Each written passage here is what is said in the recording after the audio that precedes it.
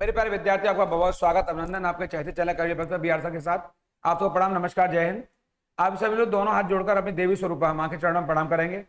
और मैं आपको बात करूंगा आज स्ट्रेटेजी के उस पार्ट पर, विश्व विरासत स्थल को जैसे हैं जो हाल ही में कुछ चर्चाओं में रह भी और हमारे लिए पढ़ना क्यों जरूरी है। ये ऐसा पार्ट है जहां से हमारे एग्जाम में क्वेश्चन जरूर आता है। आपको मैं बताऊंगा आपको कि अभी कुछ दिन से हमारे यहाँ कुछ स्थल हैं जो बड़े भारी चर्चाओं में रहे, और मैं बताऊंगा आपको इस क्रम में आपके चहेते प्लेटफॉर्म यही बात करूंगा आपसे पढ़ाई की पंचायत पर, और ये आपको यहाँ बात करूंगा ये आपके चहेते पढ़ाई पंचायत पर।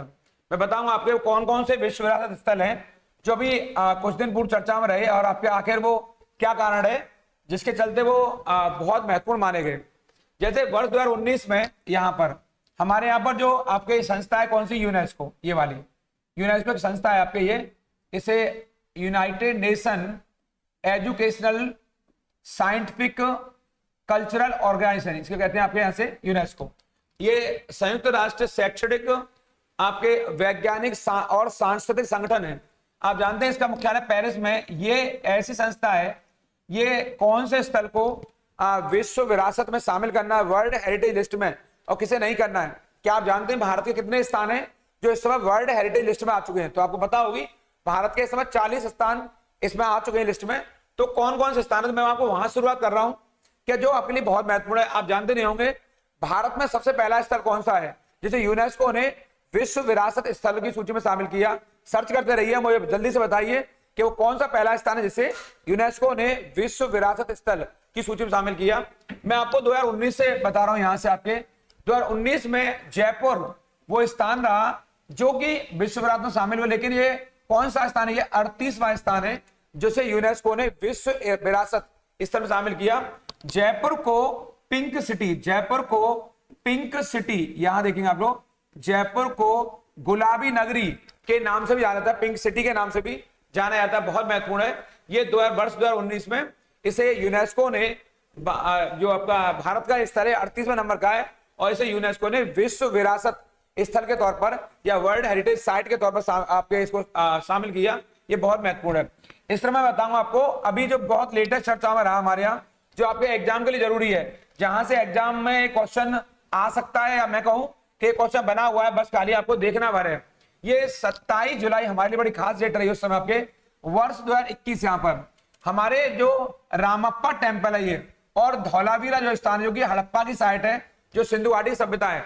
रामप्पा टेम्पल बहुत महत्वपूर्ण है हमारे लिए, तेलंगाना राज्य में स्थित है आपके।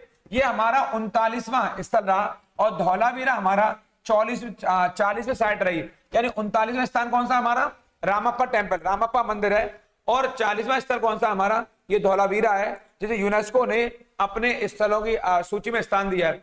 मैं आपको बताऊंगा कि जो आपका रामप्पा टेम्पल है ये क्यों जाना जाता है, क्या इसका स्थान है, क्या इसका महत्व है।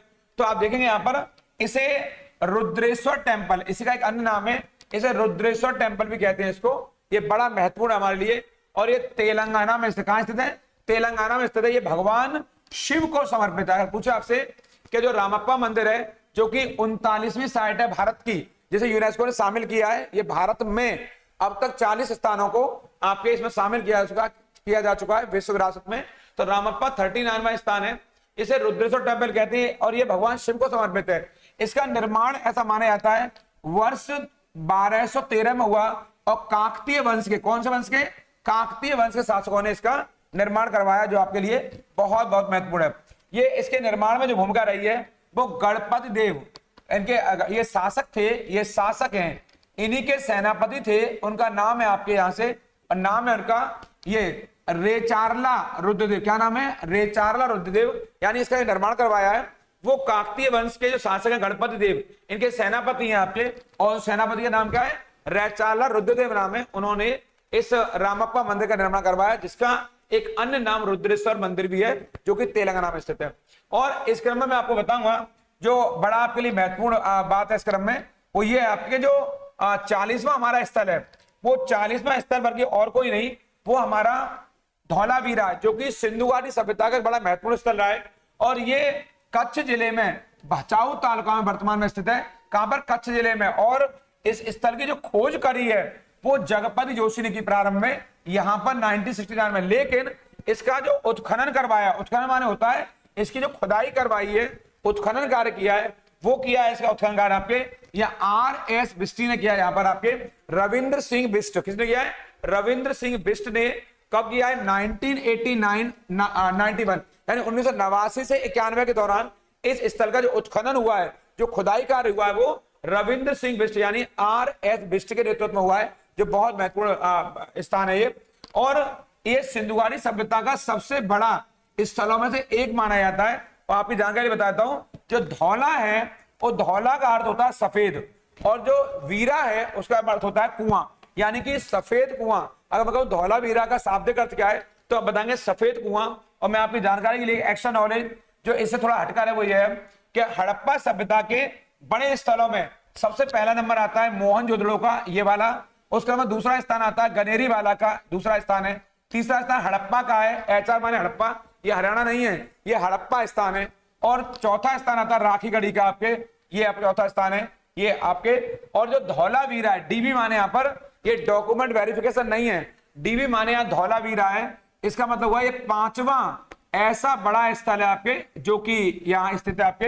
हड़प्पा सभ्यता के जो स्थल मिले हुए हमारे यहाँ, तो आप जानते होंगे हड़प्पा सभ्यता या सिंधु घाटी सभ्यता या इंडस वैली सिविलाइजेशन के अंतर्गत जो खोजा गया पहला स्थान है वो हड़प्पा रहा, जिसे वर्ष 1921 में आपके दयाराम साहनी के द्वारा उत्खनित करवाया गया, यानी खुदाई करवाई गई दयाराम साहनी के द्वारा वर्ष 1921 में, जो बड़ा महत्वपूर्ण था आपके लिए। अब मैं जो बता रहा हूं धौलावीरा के बारे में, इस क्रम में मैं आपको बताऊंगा कि जो विश्व विरासत स्थल है, इस क्रम की जो श्रृंखला है वो कैसे आरंभ हुई है, वो बताऊंगा मैं आपको यहां से। कि हमारे यहाँ पर पूरी दुनिया में जो विश्व विरासत दिवस है या विश्व धरोहर दिवस है, वो कब मनाया जाता है? तो आप बताएंगे ये 18 अप्रैल को इसे हर साल मनाया जाता है। कब मनाया जाता है इसको? 18 अप्रैल को हर साल मनाया जाता है। मैं बताऊं आपको कि हमारे यहाँ पर एकमात्र ये मिश्रित धरोहर स्थल, एकमात्र मिश्रित धरोहर स्थल है जो आपके विश्व हेरिटेज प्लेस है, वो एकमात्र कौन सा? कंचनजंगा राष्ट्रीय उद्यान। कौन सा? वो कंचनजंगा, वो राष्ट्रीय उद्यान है। इस क्रम में यहां से कर लेंगे आपके, कौन सा है वो? कंचनजंगा राष्ट्रीय उद्यान है। और ये कहां स्थित है? ये आपके सिक्किम में स्थित है।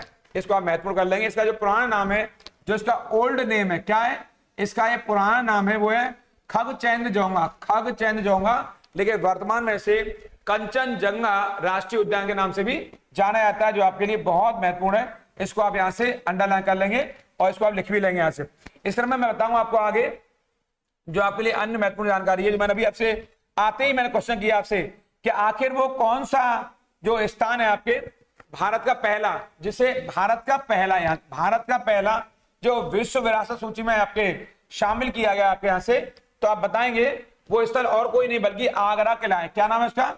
वो आगरा किला है, जिसे वर्ष 1983 में यूनेस्को ने विश्व विरासत स्थल की सूची में शामिल किया। क्या नाम है उसका? आगरा किला। इसी को आगरा फोर्ट भी कहते हैं। आप चाहें तो इसको आगरा फोर्ट भी इसी को कहा जाता है। किसको? आगरा फोर्ट। वर्ष 1983 में उस समय भारत में इंदिरा गांधी की सरकार हुआ करती थी। ये बड़ी महत्वपूर्ण बात है।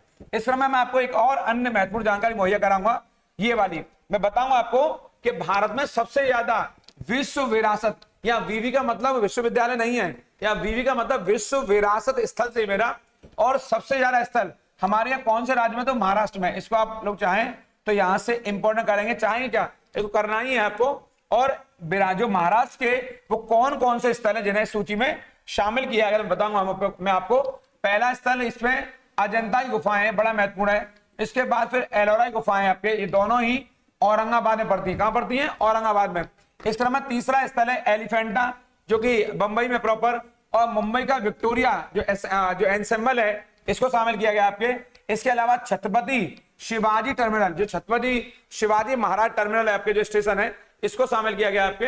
ये 5 स्थल हैं जो कि महाराष्ट्र के विश्व विरासत में शामिल किए गए यूनेस्को के द्वारा। मैंने बताया यूनेस्को का मुख्यालय पेरिस में स्थित है, और जो कि फ्रांस का एक बड़ा आपके महत्वपूर्ण शहर, जिसे फैशन नगरी के तौर पर भी जाना जाता है। इस तरह मैं आपको एक बात बताऊंगा कि आखिर पूरी दुनिया में सर्वाधिक विश्व विरासत स्थल कहां के हैं इस समय? तो आप बताएंगे इटली के। कितने हैं इस समय? वो 55 स्थान है आपके, यानी कि विश्व विरासत की दुनिया में सबसे ज्यादा स्थान कहां के हैं? इटली के हैं, और उनकी संख्या कितनी है? 55 है। इसे आप याद कर लेंगे। तो ऐसे बहुत सारे क्वेश्चन है हमारे एग्जाम आने वाले। ये विश्व विरासत स्थल चर्चा में क्यों रहे? ये धौलावीरा और आपका जो रामप्पा मंदिर है, इसकी वजह से ये बहुत चर्चा में बना हुआ है। ये मैंने आज इसलिए कराया क्योंकि आपका जो भी आने वाला एग्जाम है, चाहे पैट का एग्जाम है, चाहे दिल्ली पुलिस का या यूपी पुलिस का, या अभी आने वाला भावी एग्जाम आपका जो यूपीएससी का एग्जाम है, या अभी बैंक का एग्जाम देने वाले, तो वहां करंट अफेयर से संबंधित क्वेश्चन पूछे जाते हैं। मैंने चर्चा इसलिए कराई है क्योंकि आपका ध्यान शायद इन स्थलों से हट गया होगा, तो आपके एग्जाम में स्थलों से जरूर क्वेश्चन आता है। और विश्व विरासत के ये स्थल ऐसे हैं जो बहुत चर्चाओं में रहते हैं। हमें हाल के तो याद है कि 39 में 40 में कौन सा है, तो 39 में कौन सा हमारा स्थल आप देख रहे हो, क्या ना, रामप्पा मंदिर है, रुद्रेश्वर मंदिर भी कहते हैं। और 40 में कौन सा, धौलावीरा है। बड़ा महत्वपूर्ण पहला स्थान जो हमारा है वो कौन सा है, वो आगरा फोर्ट है, जिसे हम लोग आगरा किला भी कहते हैं, जिसका निर्माण मुगल शासक अकबर के द्वारा करवाया गया। ऐसा एक नया वीडियो मैं आपके लिए और लेकर आ रहा हूं। आज की इस पंचायत में इतना ही। उन लोगों का जरूर ख्याल रखिए जो आपका ख्याल रखते हैं। तब तक आप लोग प्रणाम, नमस्कार।